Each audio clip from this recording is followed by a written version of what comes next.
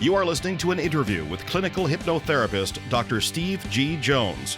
For a free hypnosis download, please visit stevegjones.com. Hi, and welcome back to Reboot Your Brain. This is Leah Lund, and I'm so excited to have you listening in on this online event where we're helping you push that reset button on your brain and your mind to serve as the springboard for living the life that you really want to live. And today's guest is, you're going to enjoy this so much. It's a very unique perspective. I have Dr. Steve Jones with me, and he is a board-certified clinical hypnotherapist and has been practicing hypnotherapy since the 80s, so for quite a long time. He's also the author of over 25 books and focuses on topics like the law of attraction and even weight loss and how hypnosis can help you with weight loss. And Dr. Steve has also created thousands of hypnosis audio recordings as well as certification programs where people can learn to use hypnosis in this way, and they're sold all over the world. He's been featured on all the major networks, ABC, CBS, NBC, CNN, and even on Bravo's Millionaire Matchmaker. So I'm really excited to hear what Dr. Steve, what you have to say today, and I want to welcome you to our summit. Well, thank you, Leah. Thanks for having me here. Absolutely. So let's start with, what is hypnosis? Well, actually, let me back up and first ask you, how did you get interested in it? Because I see you have even a doctorate in education, so that doesn't always necessarily go along with hypnotherapy, I would think. So how did you get interested in hypnosis? Well, I was in high school. My parents sent me to Riverside Military Academy in Gainesville, Georgia, even though we lived in South Florida at the time. And they wanted me to work on my grades and, getting my act together. So while I was there, I got interested in other things. I got a book on hypnosis at a bookstore.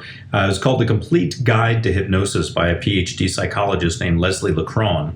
And I started hypnotizing my roommates. And it wasn't long before I realized I could use my powers for good. So the smart kids came to me wanting to exercise more efficiently, or the athletes did rather. They wanted to exercise more efficiently. The smart kids wanted to study more efficiently. So I was working with them using hypnosis as a kid in high school. And all these years later, I'm still doing the same thing, except now the smart kids are NASA and the athletes are the Dodgers. Wow. Literally. Yes. Yeah. Fantastic. So what exactly, I think everybody probably has an idea of what hypnosis is in their mind, but so may not have experienced it. So what exactly is it? How does it work with your brain, and how does it work in general to reprogram a habit like you've mentioned? Well, hypnosis is just a relaxed state of mind where you're more open and more suggestible to positive words, to change. And so that's how it works, just by getting you in that state of mind, which we call alpha, which is just a relaxed state of mind, and then putting those positive words in your mind while you're there. Great. So it sounds like how our state of mind should be, kind of our natural state. Why isn't that the case? Why aren't we just that way? Well, in everyday life, would you say? Well, life happens. Things get in the way. Things come up. We get sidetracked. We get influenced by our friends. We get influenced by our peer group. Our income will be an average of our top 5 friends' incomes. That's because birds of a feather tend to flock together, and also because they tend to influence each other. So if your friends are saying you can do it, then you can do it. If they're saying you shouldn't do it or can't do it, then you just very well may not, research shows. So, life does happen. So sometimes we just need to go beyond all that. We need to cut through all that and tap into what it is that we want to achieve. And is it as simple as that, in a way of having the right messages come in and having a relaxed state of mind? Or is there something physical that has to change in the brain? How does that work? Well, I am not a psychiatrist, so I would not be able to speak about the physical changes in the brain, if there are any. I would think that it depends on the individual, it depends on what they're working on, and so forth. I have heard of studies that do show measurable physical changes in the brain, but I'm not qualified to speak about that. But what I look for are behavioral changes. which may have a physical component as well in the brain, but I'm not aware of it. And that's what we're after. We're after outcomes that are of a behavioral nature. Okay. Mm-hmm. And how does it feel when somebody is in that relaxed state of mind when they've been hypnotized? What could somebody expect if they decided to try this? Well, it can feel like anything. It can feel like on one end of the spectrum, it can feel like nothing at all. It can just feel like they're in their normal everyday life, because we can go into hypnosis without realizing it when we're driving a car, reading a book, watching TV, vacuuming, showering, when we just wake up, when we're just going to sleep. We're slowed down a little bit, and rather than being in beta, full awakening consciousness, we're in alpha. And in alpha, we can be very aware of what's going on. Or people can go a little lower, which would be theta or delta, in which they can actually slip into a very deep state, and they're actually unaware of what's going on. And so those levels, would you call those frequencies, basically, of energy? Or how would you describe theta and beta and that you've mentioned? They are frequencies. They are measurable. They're brainwave frequencies. So the lower we go, the slower the frequency is, or the less frequent it is. So we have beta, which is full awakening consciousness. We have alpha, which is slowed down just a little bit, a lower frequency, and then theta, which is even a lower frequency, and delta, which is the lowest frequency. Okay. And so you mentioned even when you're driving, and I'm sure most of us have had that moment where it's sort of like you dropped back in and you've been somewhere else, even though you've been driving along and on your way home. And you would consider that a form of hypnosis, it sounds like. Did I hear that right? That it's similar? Yes, a lot of times people go into what's called alpha when they are driving. You know, you wouldn't ordinarily fall asleep. You wouldn't go into theta or delta. Those are the lower states where you'd actually be unconscious. But we hope you wouldn't, right? Yeah, I mean, some people do. You know, DUIs. You know, if it's drug or alcohol affected, then they may. But under normal circumstances, people don't do that. And so, but what they do under normal circumstances, without realizing it, is go into alpha, which is the lightest state of hypnosis.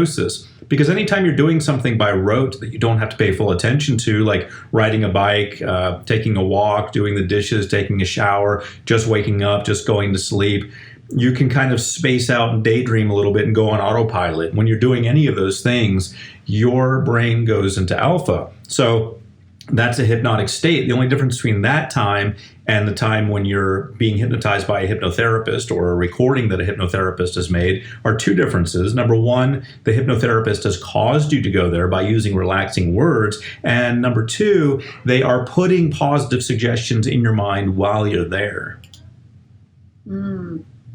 Okay. And then those positive suggestions stick with you even when you come back out of it. Yes, that's the idea. They become ingrained in your subconscious mind, and you can act on them later on. Yes. Mm-hmm.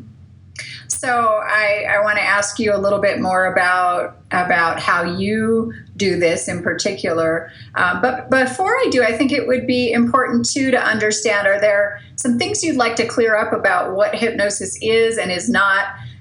Some people might have a vision of, I'm probably going to date myself here, but I can remember growing up in a small town, and occasionally a hypnotherapist would come to town, and there would be, kind of a almost an entertainment venue of hypnotherapy, and they would teach or they would do the hypnosis, and maybe somebody all of a sudden then when they were back in the crowd would stand up and run out like their chair was on fire, and things like that. But that's maybe not what we're talking about here. What are there misconceptions that you'd like to clear up?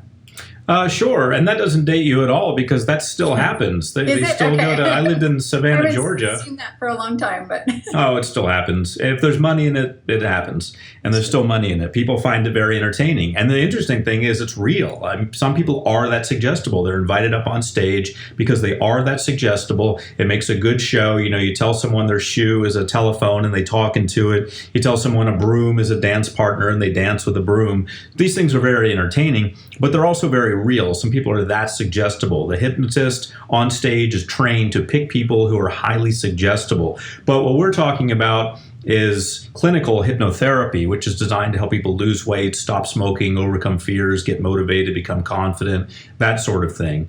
And so when we're dealing with that, we often need to educate the public, or particularly the person in the office at the time, about the difference between the fantastic things they may have seen on stage and TV and the clinical hypnotherapy that they're going to undergo that day. And so some of the myths and misconceptions they have in their minds are, first of all, that you might go into a coma if you're in hypnosis and never come out, be unconscious for a long time. That doesn't happen. If you fall asleep because you're sleep deprived, then you wake up after your normal amount of sleep that you need, or when the hypnotherapist says, wake up.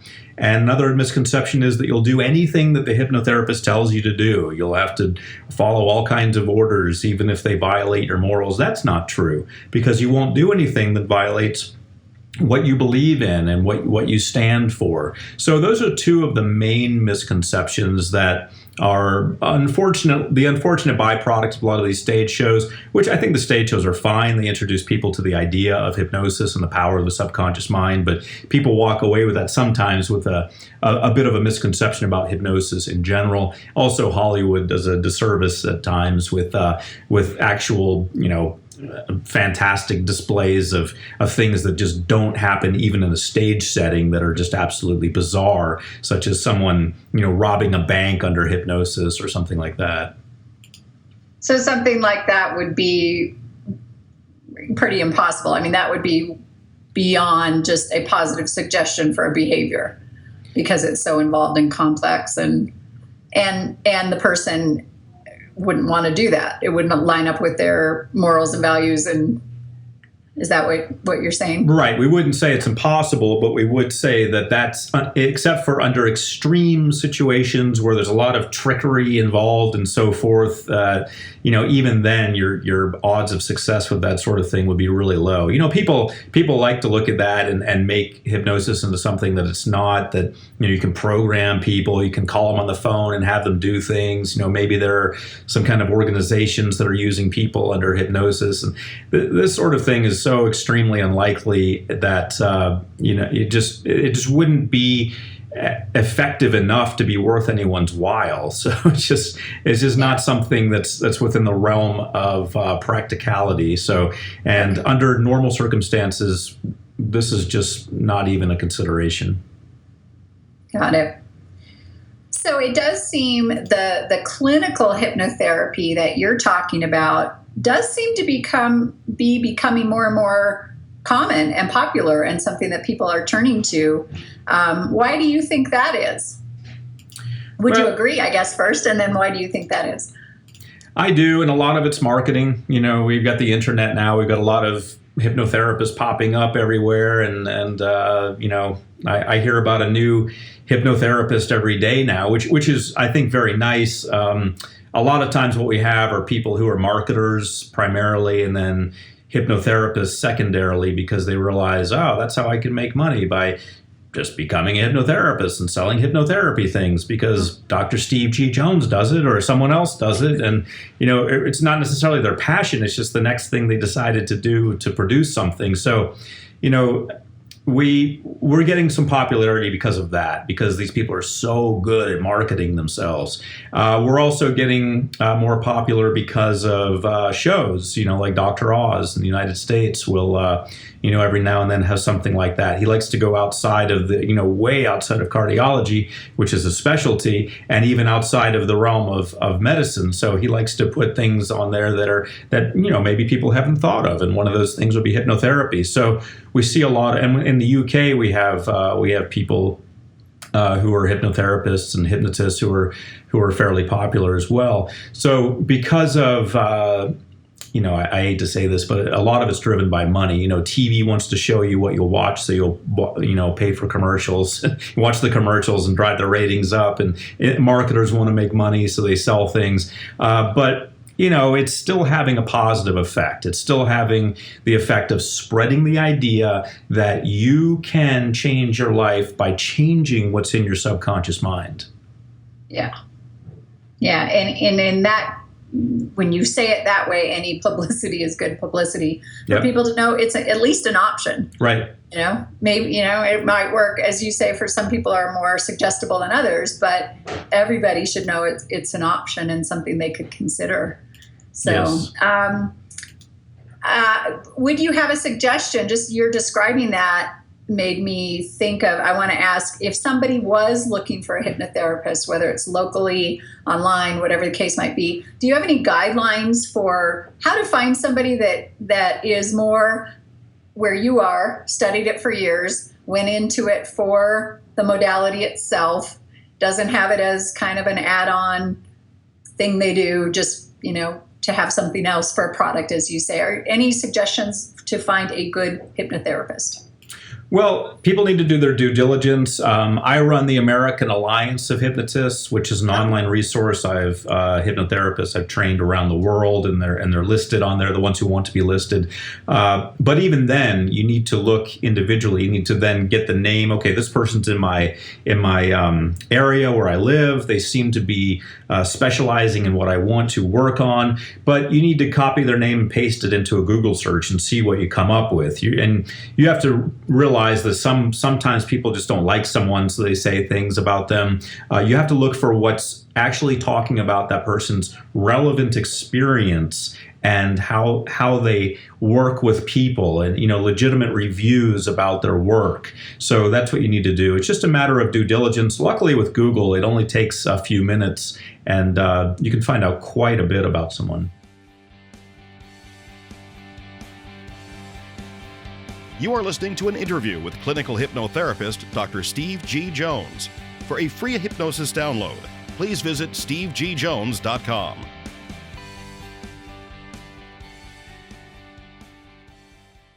That's great. That's great advice. Well, so I'd love to have you share how you go about this.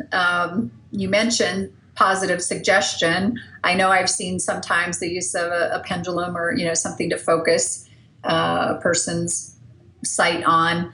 If you were, and I don't know if you just want to walk through a process or if you want to use something specific of, let's say, if somebody was struggling to lose weight, what would it look like to go through hypnosis for that with you?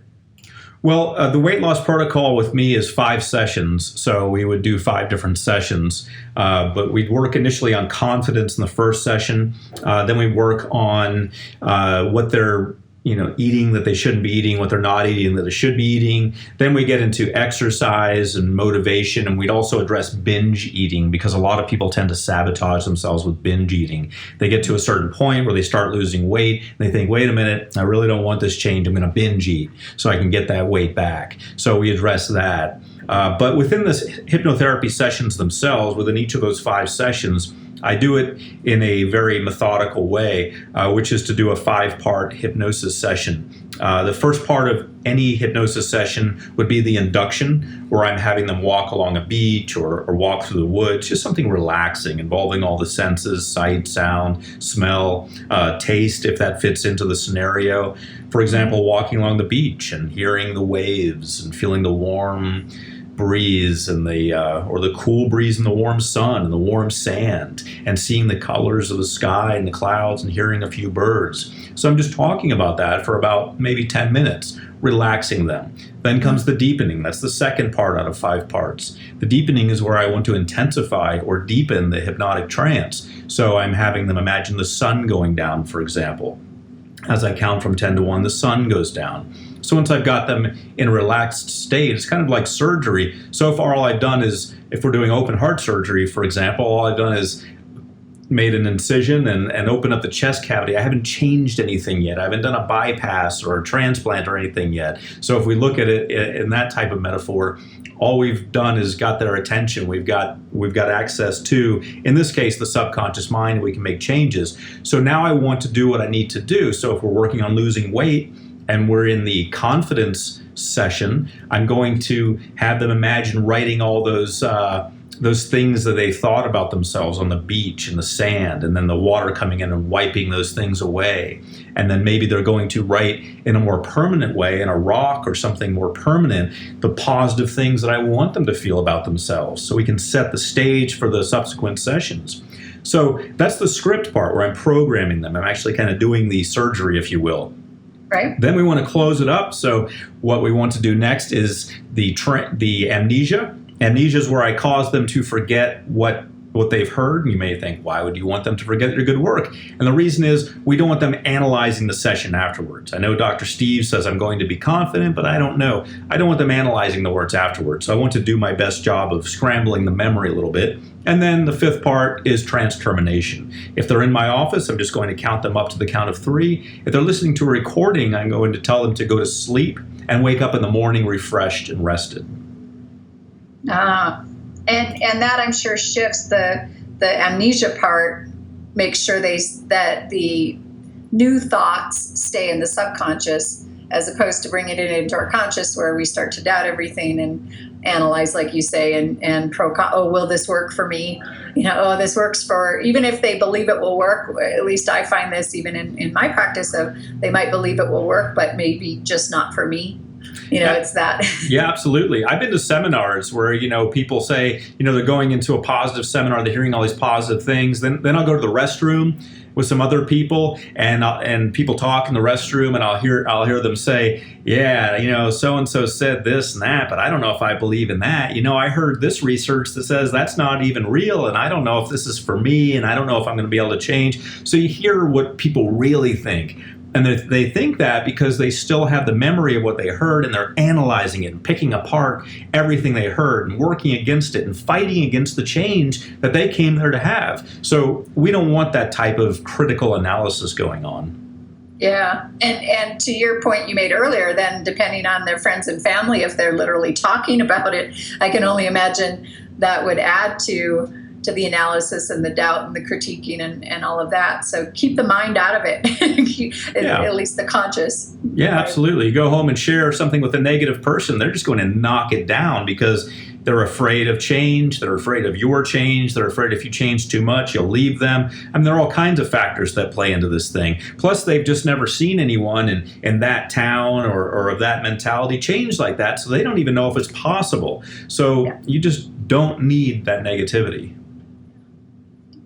Well, so you mentioned the weight loss is in 5 sessions. How contrast maybe something not as physical, like money making, wealth?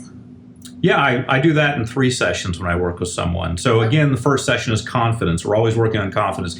Confidence is the most important thing. With confidence, you can do anything. Without it, it's hard to even get out of bed in the morning because you don't know how anything's going to go. You just lack it. So confidence is the key. So I always do the first session with that. Then if we're working on wealth building, I've got to find out their avenues to wealth. Do they have a job? Do they have a business? Do they want to start a business? Are they in law school? Are they in medical school? What's their path from getting where they are financially to being where they want to be financially? And I'll have them focus on that. It's not going to come from fairy dust. I don't expect it just money to start raining down on them. I want them to have a path so they'll feel validated as a person. They'll feel fulfilled. They'll have a full life around this career or this job that they're working on, or these ideas they want to develop, or this book or movie they want to get out. And that's where the money's going to come from. So in the second session, we're really focused on that, getting their heads screwed on straight and getting them focused on doing what they do best that's going to produce that money. In the third session, it's cleanup. So if there's anything I missed or anything that's come up for them, any sabotage type pattern they may be running where they're just not doing it, or they just don't believe in it. So I need a lot of feedback in the third session. Then I'm going to clean up all of that. Mm-hmm. So very practical. I liked that when you said that. It's not about sitting around saying, okay, I'm at this frequency now where money can just come my way from somewhere. There's a proactive, an action part involved that stems from the confidence and then the vision you're giving them to see, well, how would I do that? What could I do that would lead to increased income. Absolutely. You know, and a lot of my friends were in a movie called The Secret, and they have to deal with this all the time because people think that if anyone's seen the movie, there's a genie in the movie that kind of grants wishes. So people got the idea that some kind of genie is going to show up in their lives and grant everything, and they can just sit on their couch and they'll manifest everything just by thinking about it. My friends who are in The Secret are going around the world constantly dealing with this and saying, hey, you have got to do the work. You've got to get out there. You've got to push. You've got to believe. You've got to take action. That's how things change. Yeah. That's what changes the frequency, and and the action has to back it up. Yes. Yeah, that's a really good point. So is there such a thing as self-hypnosis? Is this something somebody listening could start and try some little exercises themselves? They could. They really need to work with a practitioner. Oh, they could. Yeah. The challenge with self-hypnosis is, let's say I'm hypnotizing myself right now and I'm saying, okay, Dr. Steve, close your eyes. And now imagine, I take myself along a 10-minute walk on the beach. Maybe I can just say this internally in my head. I'm just saying it out loud because we're in an interview. I'm walking on the beach. I'm imagining the clouds. I'm going deeper and deeper. At a certain point, I might check out. I might just kind of go unconscious. I might go to theta or delta. In that case, the hypnotherapist and the client are both asleep, basically. Now, sleep is fine in hypnosis because the sleep stages are no different than the hypnosis stages. It's not a separate scale. We have theta and delta as the sleep stages. Those are still hypnotic stages as well, so we can still receive messages. The challenge is when you're hypnotizing yourself and you're just thinking it, you may go into one of those and then you're no longer hypnotizing yourself. So if you want to do self-hypnosis, my number one recommendation is make a recording for yourself. Make a recording of all of that, where you're taking yourself through the 5 parts: the induction, the deepening, the script, amnesia, and trans-termination. Also, make sure you learn it more thoroughly before doing it, and then listen to that recording as you go to bed at night. Okay. And it is okay if you fall asleep. It's tremendous. Yeah, and the number one question is, what if I fall asleep? And the answer is, that's fine. In fact, it's better because you take that critical factor out of the picture. You take the conscious mind that's standing there as a gatekeeper saying, hey, I don't know about that. I don't know about that confidence stuff. I don't know if that's me. So when you go to sleep, you take that out of the picture and you're still in hypnosis. So by all means, go to sleep. Okay. So what I would love for you to share a success story, and maybe something that even surprised you. Is there something that stands out as, wow, that is unbelievable that this behavior in a person changed from hypnosis? Yeah. I have, I remember the story of Jen, who's a lady I worked with, it was over 10 years ago now. And she came to me, actually her mom brought her to me. She was about 23 at the time. And it was something like 160 pounds over her ideal weight. Not 160 pounds, 160 pounds over her medically recommended ideal weight. So she had a lot of extra weight. She was on the verge of committing suicide, and her mom brought her to a hypnotherapist. Now, we see this kind of thing a lot. We see people using hypnosis as their last effort. Right before leeching, they'll use hypnosis. They're out of ammunition. They don't know what to do. And they finally say, well, why don't we just try? It sounds a little wacky. Why don't we try this? And so that's where they were at. And so I worked with her for the 5 sessions, the weight loss protocol. I don't expect any weight loss during that time because it's too short of a time. We're certainly not going to lose 160 pounds, and maybe not even 5, because that's just way too fast. But what I am doing is putting positive thoughts in her mind about exercise, eating right, avoiding binge eating, feeling confident, feeling good, sticking with it, and finding a passion in life. And so I didn't hear from her for about a year or so, maybe even more. And then I got a handwritten letter from her. That was back when people used to still write handwritten letters. So you can find them in museums now. And so she said she had married the not only was she alive, but she was thriving. She had married the man of her dreams, which in her dreams was a 6'2" architect, as I recall. She had a kid. She had lost a lot of weight and was still losing weight, and she just felt good. So rather than that being a testimonial for me, it's a testimonial about the power of hypnosis, and more importantly, a testimonial about the resilience of the human mind. People want to get better, and hypnosis can be an avenue for that. Fantastic. Well, I definitely want to have you share about the gift that you have for people and how they can find you. And before we do that, though, I just have kind of a curious question of my own, which is, do you hypnotize yourself? I do. I make recordings, as I've said. Yeah, I used to make them on cassette players when a long time ago in the 80s. I used to record stuff on cassette players to play for myself. And now I do it. You can do it on anything now. You can do it on your phone now.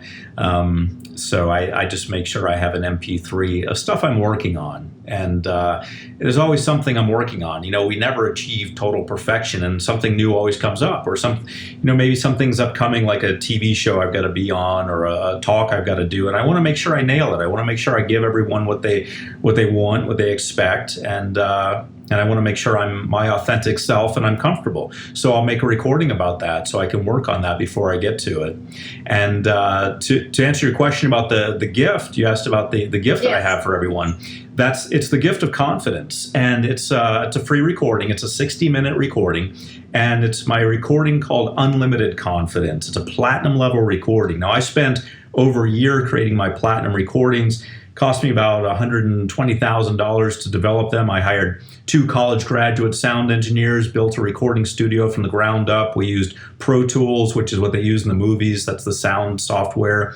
We did everything right. So you'll see a lot of hypnosis stuff available. I'm not knocking it. I don't know much about what everyone else is selling. I'm just telling you that these are done the right way. Not only do they have the hypnosis concepts in there that need to be in there in order to cause change, but they also have the engineering techniques that we know help with that, like binaural tones and relaxing music and so forth. And they have techniques from the world of neuro-linguistic programming, such as future pacing, imagining what it'll look like in the future when you've made that change. Analog marking, which is a technology that allows me to use some words that also lock in the change that you want to make. So they're full-hour recordings, relaxing music, me talking you through the whole thing. All you have to do is press play when you're ready to go to sleep. Let me put you to sleep, and realize that while you are unconscious, you're still getting the positive messages.